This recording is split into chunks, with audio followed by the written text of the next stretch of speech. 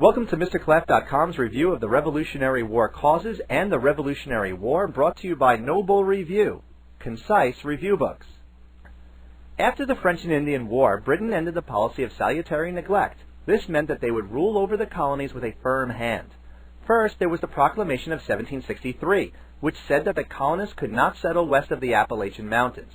Although this was done for their protection, the colonists saw it as a breach of liberty. Next came some taxes. The Sugar Act of 1764, along with the enforcement of the Navigation Acts, led to cries of no taxation without representation. The Stamp Act sparked even more controversy. It was an internal and direct tax on paper used for legal documents. It was so unpopular that Benjamin Franklin had to go to Britain to help get it repealed. However, the Townshend Acts replaced them. These were external and indirect taxes on imports such as paper and tea. To avoid the taxes, many smuggled. This led Britain to investigate homes with writs of assistance, or permits allowing the search and seizure of illegal goods. Boycotts and protests were common, as leaders such as Samuel Adams of the Sons of Liberty were very angry. Things got violent in Boston when colonists hurled rocks and snowballs at British troops. The troops opened fire and killed several Bostonians, such as free black Crispus Attucks. Britain attempted to monopolize the tea industry in the colonies by passing the Tea Act. However, cheap British tea hurt colonial merchants. This led to the Boston Tea Party and the dumping of British tea in Boston Harbor. The Tea Party led to the Intolerable Acts, or the Coercive Acts.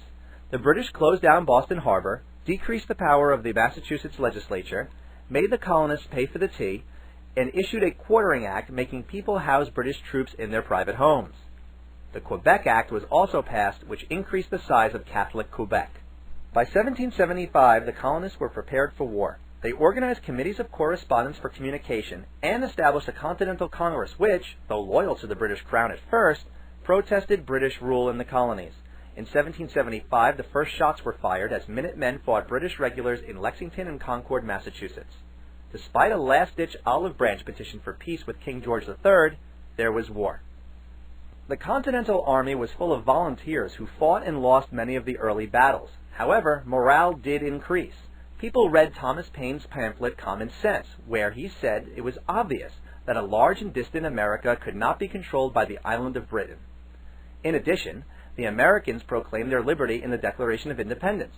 In the spirit of John Locke, Thomas Jefferson's document demanded the three inalienable rights of life, liberty, and the pursuit of happiness. In addition, the document listed grievances against King George III and declared that the United States was free. The Battle of Saratoga was the turning point of the war, as it led to France giving heavy aid to the American cause.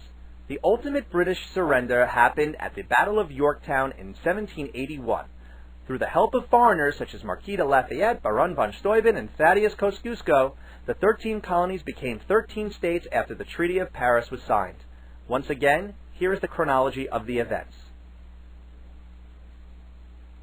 For more review, check out free flashcards and review sheets at MrClaff.com. We also invite you to check out the Noble Review in paperback and e-book format. Best of luck on your test.